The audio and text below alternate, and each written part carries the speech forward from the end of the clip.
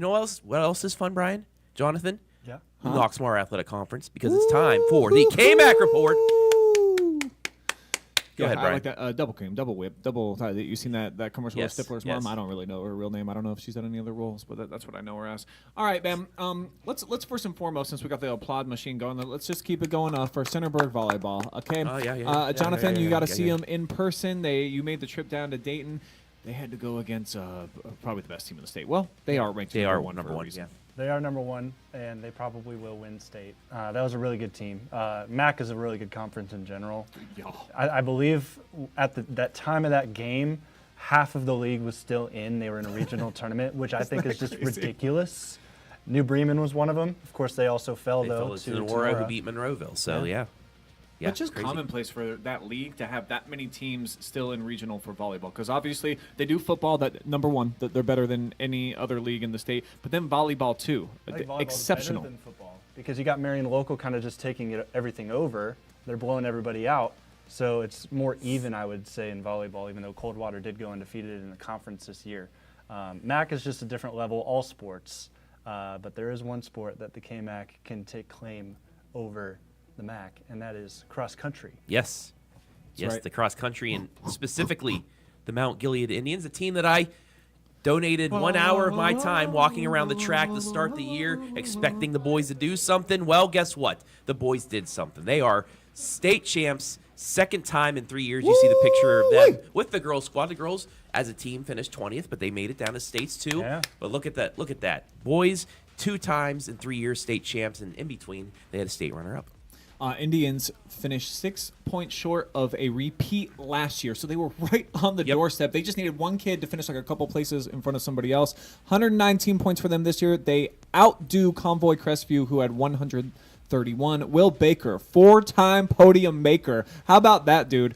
15:06. That's ridiculous. And he didn't get first. It's not fast enough. Wow. Luke Snyder of Rittman with a 14:58. That was his career best so far for Luke. He saved But he's his still best all for last. Ohioan as well, though. Still all Ohio, easily all Four-time Ohio. All-Ohio. Second place, rounding out the rest of the boys, Owen Hirschner, 29th. He also is All-Ohio by just one spot. They take the top 30 in there, so I believe he would be a third-teamer. I think that's how they do it. Henry Bartlett, 67th, 1642. Dude, these times are insane. Nolan Hirschner, 78th, 1650. And then Tommy Emberg, 83rd, 1654. So everybody sub 17. And guess what? They've got a whole closet of great runners coming back. A lot of those dudes will be returning again. They'd probably be the favorite again in 2025.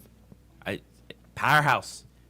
Underrated conference, the Kmac. I keep telling people this. They won't understand. Well, look at it.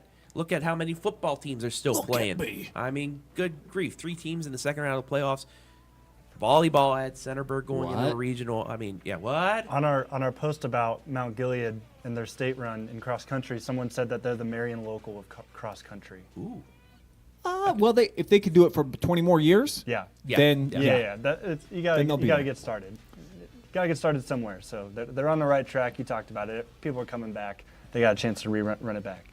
I dig it, man. And shout out Tess Schultz, senior, Loudonville. She finishes off her career with a 5th place finish, 18-18 her final time, and she was the Kmac Athlete of the Month for the month of September. So shout out to her. And not Kmac here, but a quick shout out to our intern, Georgia McFarland from Crestview. 153rd, 7th place for the Crestview Cougars. So Georgia's been helping me out, palling around here for the last several weeks, and coming up big time right there. But guess what, guys? We've still got some football action going down in the Kmac. 4 teams started the playoffs. 3 survived week number 1 of the postseason.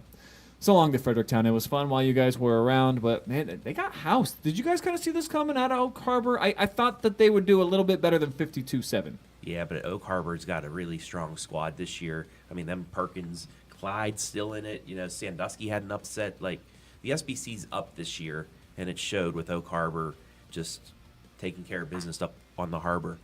So we say goodbye to one team, and we're going to have to say goodbye to one more, at least, unfortunately. That's right. This The weekend. game of the year in the Kmac. I don't care. I'm naming it now because you had a chance to call that first one. Yep. And Well, Northmore knew the rule. I actually talked with Andy Bauer, one of our sponsors, father of AJ Bauer, who kicked that. He said, personally, I probably would have squibbed it, but AJ just booted that in the end zone, knew the rule, but still, Centerburg, a big comeback. This game was 21-0 at one point, but then AJ Bauer throws the pick six, and that changed the whole complexion of this game. And then, it came down to the last seconds. Yeah, and Coach Armrose, I could tell that he also knew the rule. He was out there yelling at the officials, as he should, because if he knows the rule. And talk about this guy, Cohen Becker. He had 4 touchdowns in that game as well. So this Northmore team, they're going to be ready. This Centerburg team, they know that they can do it because they did it before. So the confidence you're going to see from this Trojan team and how Northmore's going to have to respond, that'll be the big key in this one. If Centerburg can get out to a hot start, I think this will be close the whole way. But a player that had 27 catches, 661 yards receiving, and 11 touchdowns, and a pick six and some big pass deflections did not play in that game. That is Jack Swenger. Jack Swenger is healthy. He's 100%. He's going to be playing in that game, too. That spreads out the wide receiver core. That gets a couple pieces back defensively into their spots. It's going to be interesting to see how they play like that. Because you remember, too, Centerburg went to Danville, and Danville somehow shut down that passing attack. Northmore would be the only other team that has the opportunity to shut something down like that. And I would say outside of that Danville game where they got shut out, obviously, there was a player that hadn't gotten himself going quite yet for the Trojans, and that was Chris Marshall. Yes. He's really started to pick it up as of late. So I'm not saying that he's going to cancel out Jack Swenger, but him definitely playing up to his caliber that we're used to seeing him at. That will be interesting in this one as well. I do have the Golden Knights stats up. Brian, do you know how many touchdowns they've scored total this season? I'm gonna guess 50. 61. Woo! 61. They've scored 31 touchdowns. They've scored 30 touchdowns rushing between Carson Campbell and Cohen Becker, rushing-wise. That's a lot. Passing touchdowns, A.J. Bauer, 28. He's over 2,000 yards passing as well. In what I'd say like 6.5 games total because of the halves he Get sat the kid out. some playing time. A 72.9 completion percentage. He's averaging 188 yards a game.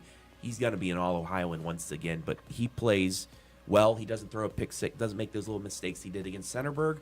I think the Golden Knights have the upper hand by, I'd say, 2 touchdowns. I'm going to put the spread as 13.5. So, Coach Coella, you can use this as bulletin board material. I still think Centerburg.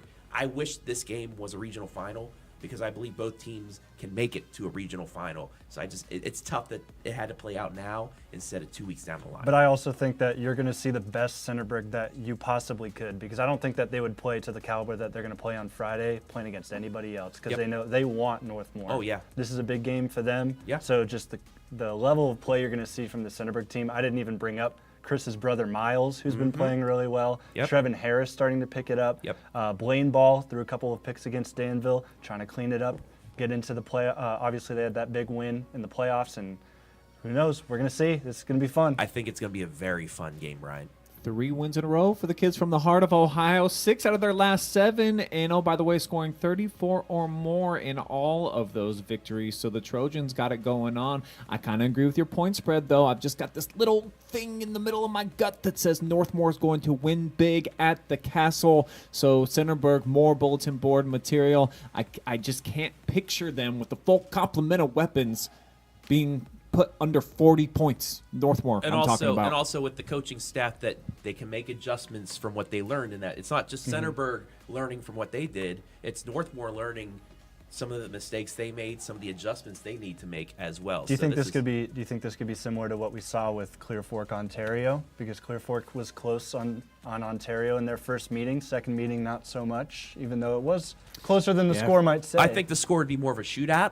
But yes, Centerburg's not coming out and scoring 2 points. No, absolutely not. If they score 2 points, I'll walk back from the Castle on Friday night. Like only 2 points. I'll hold them to that. Amen to that. 26 is what Centerburg put up on them in the first meeting. Far and away the most points that the Golden Knights have allowed all year. Other than that, 14 or less every single game, including back-to-back shutouts. Only 6 points allowed over the last 3 games for Northmore. Yeah. Golden Knights are they're rolling defensively. Now it's time to talk about Danville, because they're the third and final Kmac team remaining. And I'll tell you what, they've played, I don't want to say like a lot of close games, but they've played closer games. So it's unique to see Danville, a team that even when they're playing lower caliber teams, they don't put up too much points because they run the ball, they run the clock out. 54 points, 40 points in the first half. Hello, I was statement I was win. shocked by that, honestly. And throwing the ball around the park. We got Yeah. a phenomenon from Danville for using his arm here in 2024. 4 touchdown passes. It Didn't was kind expect of like it. a couple weeks ago when I mentioned Lucas on the pigskin throwing for 3 or 4. I think that's as many as they've thrown in 3 years combined. Maybe. Now Danville, they were passing when they played JFK in the regional final a couple years ago. They were more of a passing attack then. But Yes. last couple of years or last year, it was more of that finesse rushing attack. Now they're coming back to that passing attack that nobody's been able to see scouting wise because they really didn't throw the ball during the regular season. So if you add that in now and it's successful, Danville, who I think I said it all year, very favorable region. But then yeah. you add this aspect to it and the pass defense, which I saw live in person against East Knox. Jax Lester, really good quarterback. They were able to shut him down with their corners. Those two aspects adding to it, Danville, favorite now, easy favorite, I think, to win that region and finally make it to the Final Four. And Danville locked up East Knox. I think they only had 20 yards rushing in that Two game. rushing yards by Blake Elliott, one in the first Yeah. half, one in the second half. So everything, like it all comes around. It's all coming around for Danville, and they're peaking at the right time. And you talk about that pass game, 132 yards for Hackman this past week. That's the first time this season, first time in his career that he's gone over 100 yards passing. So that just tells you that they're leaning into that. Of course, it is a 16 seed. They'll move on and play Portsmouth Notre Dame on Friday. That's an 8 seed, and They're going to make really a big took drive, care of though. business. They're going to have to take a long drive down Portsmouth. That's the bottom of Yeah. Ohio. To Even further than Bridgeport, I believe. Oh, much, much further than Yeah. Bridgeport, yeah. Yeah, so if you're driving one of those EVs up to the game, might want to find a midway point, stop and fuel that baby up. But I think it's the defense that's going to lead the day for Danville. Looking at the scores here lately, folks, how about 20 points is all they've allowed here over the last 4 weeks. And if you spin it back even 3 more weeks after that, 28 points over these last 6 weeks here for the Devils. This is a legit defense that probably is going to shut down Notre Dame again. But can they get the offense going again, Jonathan? Do you feel like what we saw from them last Friday night, can we see more of the same from Coach Bloom like that? I think so, and I think the biggest piece is the motivation they're going to have playing for West Payne, who went down in the Devil Dog game. Yes. They have been fired up since that happened because you hate to see that. Even in a rivalry Yeah, game, some for of the sure. East Knox guys were shook up about it. Game moved on, and Danville, I believe what was the score when that happened? But Danville, I think it was 14-0. 14 or 21, one of the two, yeah. Yeah, so 14 or 20, 14-0, and then they explode and win 36-6. So they're playing for West 100%. This offense, of course, missing that receiver. That was their biggest receiver piece. But Aiden Mickley, just a sophomore, stepped in and did a pretty good job last week. Caleb Lucas got some touches. So as long as Hackman can keep throwing the ball, keep being efficient, he's very efficient in general. I believe he's 3rd in the league in completion percentage. He just doesn't throw the ball nearly as much as some of the other guys. This offense has weapons, and if you're able to get wide open just like we saw in that clip, I don't know how you can mess it up. I think I probably could have caught that one, Travis. Yeah. Yeah. That could have been your 3rd Yeah. touchdown in that. Dang Yeah. it. Would anybody notice? Probably not.